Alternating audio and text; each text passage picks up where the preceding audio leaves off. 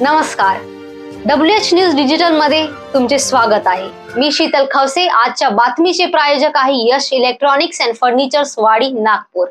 आम्ही असतो बातम्यांच्या पुढे, बातम्यांच्या मागे। बातम्या लपवत नाही, दाखवितो।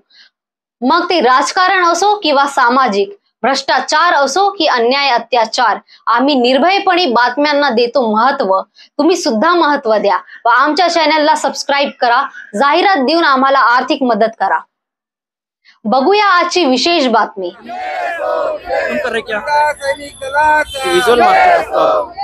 भारतीय बौद्ध महासभेचा वंचित बहुजन आघाडीचा भीमराव साहेब आंबेडकर आगे बढ़ो। आज भारतीय बौद्ध महासभा द्वारा संलग्न वंचित बहुजन आघाडी जिल्हाधिकारी कार्यालयावर महामोर्चाचे आयोजन केलेले आहे।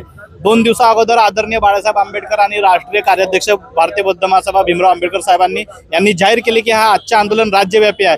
हा आंदोलन एका तालुक्यात, एका जिल्ह्यात, एका गावात नसून संपूर्ण महाराष्ट्राच्या राज्यातल्या कानाकोपऱ्यात आंदोलन आहे। या जिल्हाधिकारी मार्फत राष्ट्रपतीला, प्रधानमंत्रीला, या देशाच्या प्रत्येक अधिकाऱ्याला हे सांगायचे आहे की ही बिहारची जी भूमी आहे ती बौद्धांची भूमी आहे। तिथे पंडितांचा राज चालणार नाही, तिथे ब्राह्मणांचा राज चालणार नाही। तो BT ऍक्ट काळा ऍक्ट आहे, तो कायद्याने रद्द झालाच पाहिजे। भारत स्वातंत्र्य झाल्यापासून ही मागणी आहे। आतापर्यंत कित्येक दिवस झाले तो कायदा रद्द करण्यात येत नाही आहे। कित्येक सरकारे आले, कित्येक गेले, काँग्रेस आली, BJP आली, पण दोघांकडून हा ब्राह्मणचा जो वर्चस्वाचा कायदा आहे, काय म्हणतात त्याला, बौद्धगयामध्ये, तो रद्द करण्यात येत नाही आहे। ही बौद्धांवर केलेला हा काय म्हणतात त्याला अन्याय आहे आणि या अन्यायाच्या विरोधात संपूर्ण महाराष्ट्रात, देशातच पूर्ण या आंदोलनाची आग पेटली आहे आणि लवकरात लवकर हा काळा कायदा रद्द करण्यात आला पाहिजे।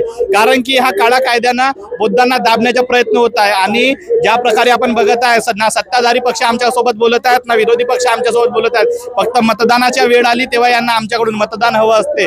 आमची अपेक्षा आहे की विरोधी पक्षाने तरी आमचा मुद्दा त्या संसद भवन मध्ये मांडावा, त्या राहुल गांधीने आमचा मुद्दा संसद भवन मध्ये मांडावा। आता आम्ही त्यांच्याबद्दल बोललो तर काँग्रेसचे कार्यकर्ते म्हणतात, जे त्यांची गुलामी करतात, ते म्हणतात तुम्ही राजकारण करता। अरे पण राहुल गांधीकडून आमच्या अपेक्षा आहेत ना, त्यांनी आमचे मुद्दे त्या संसदच्या पटलावर मांडावे आणि नरेंद्र मोदींनी या भारताच्या प्रधानमंत्री असल्या कारणाने त्या मुद्द्याला अनुमोदन देऊन शांत करावे आणि हा BT कायदा रद्द करावा।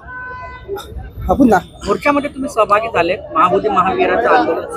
हो, महाबोधी महावीराचं जे आंदोलन बिहारच्या गयामध्ये आता सुरू आहे, त्याच्या समर्थनार्थ फक्त महाराष्ट्रच नाही तर संपूर्ण भारत आणि जगातून प्रतिसाद उमटत आहे आणि हा एक अन्यायकारक कायदा आहे। मला सांगा की संपूर्ण जगामध्ये अशी एखादी चर्च कोणती असेल का ज्याच्या बायलॉज मध्ये लिहिलेलं असेल की त्यामध्ये एखाद्या ब्राह्मणाला घ्यायला पाहिजे किंवा एखाद्या मुस्लिमांना घ्यायला पाहिजे? एखाद्या मस्जिद मधलं असं कोणी बायलॉज आहे का त्यांच्या कमिटीमध्ये हिंदूला अथवा ख्रिश्चनला घ्यायला पाहिजे?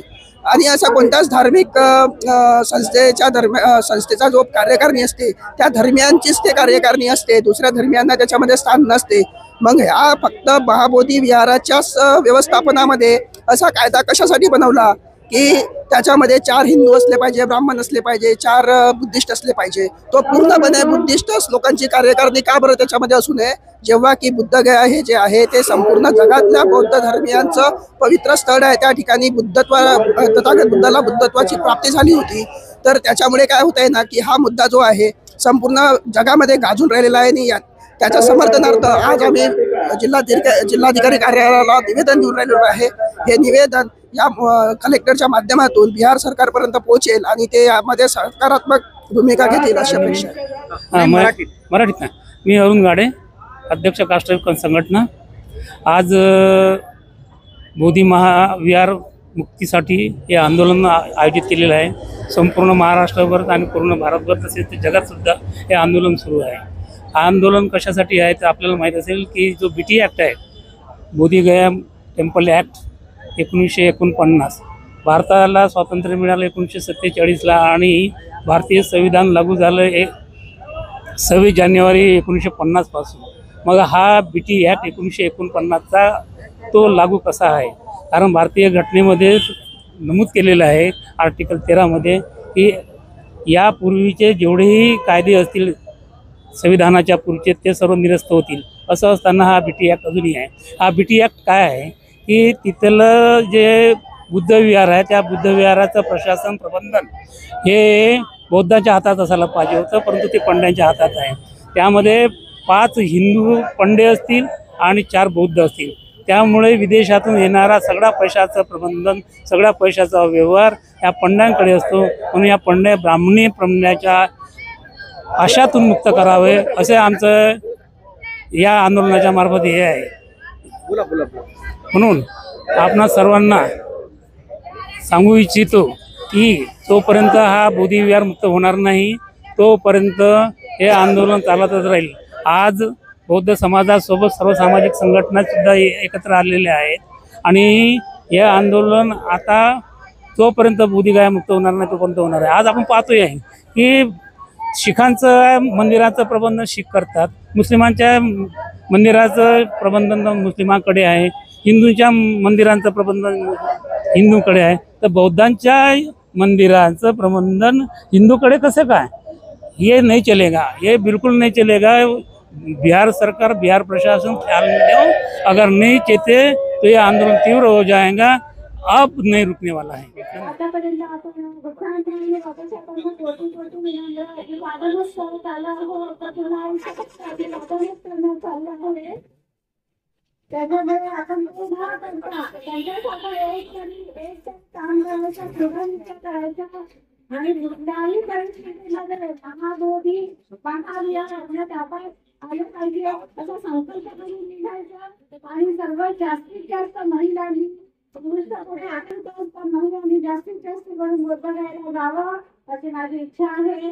आता आम्ही 17 तारखेला 50 लोकांना घेऊन आम्ही चाललो आहे पूजा घ्यायला आणि जोपर्यंत त्याचा काही निर्णय नाही लागणार तोपर्यंत आम्ही सतत तिथे राहणार आहोत.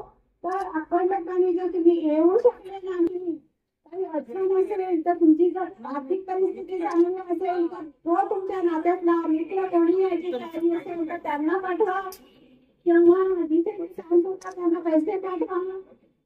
असे हे तुम्ही करू शकता. ते पण घेऊन तुम्ही तिथे आंदोलनामध्ये सहभाग घेऊ शकता. आणि त्या नारेबाजी म्हणजे प्रॅक्टिकल मध्ये तिथे राहा, प्रॅक्टिकल मध्ये तिथे मेहनत करा तेव्हा ते आपल्या दादाच येईल. नुसते नारे लावून आतापर्यंत काही केलं नाही. कुठे नारे नाही लावले, बाबासाहेबांनी पण नारे नाही लावले. शांतीचा मार्ग आहे आणि आपण हे सर्व करताना आपण हे सर्व गोष्टी बंद केल्या. दुसऱ्यांना नाव नाही ठेवता. आपण छान वाईट करतो त्याच्याकडे लक्ष द्यायचं नाही, कोणाला द्यायचा नाही. आपले याला काही आपण सांगून होता ओळखला आपण जात नव्हतो. लोक एक युद्ध करायला एक सरपंच जात नाही, समर्थन ठेवलेले जात नाही, पण त्यांनी समर्थन झाल्याशिवाय आपण नाही. आपला घरी काम असलं करतो विहार ताले त्या विहारातही लोक जातील. आपण नाही तर तेव्हा कब्जा करतो त्यांना ते दोषी नाही आहेत कब्जा करणारे, आपण दोषी आहोत त्याला. हे तुम्ही लक्षात ठेवा आणि दोषारोपण सोडून स्वतः काय करायचे, स्वतःमध्ये आत्मविश्वास ठेवा, स्वतःमध्ये बुद्धाविषयी श्रद्धा ठेवा. बाबासाहेब आंबेडकरांचं नाव घेतलं तर लोकांना नाही घेतलं तर लोकांना वाटतं बुद्धांचं नाव घेते.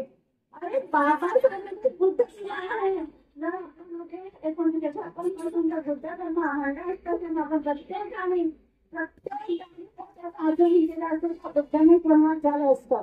कारण आपण जातो इथे आणि जातो तिकडे बाबांकडे बाबांकडे जातो. त्या बुद्धांमध्ये पालन करण्याचे बाबासाहेबांचं एक आदरांजली आहे. त्यांच्या पावलावर पाऊल चाललं आहे. त्यांनी एवढं कष्ट केले. बुद्ध धर्मामध्ये इतका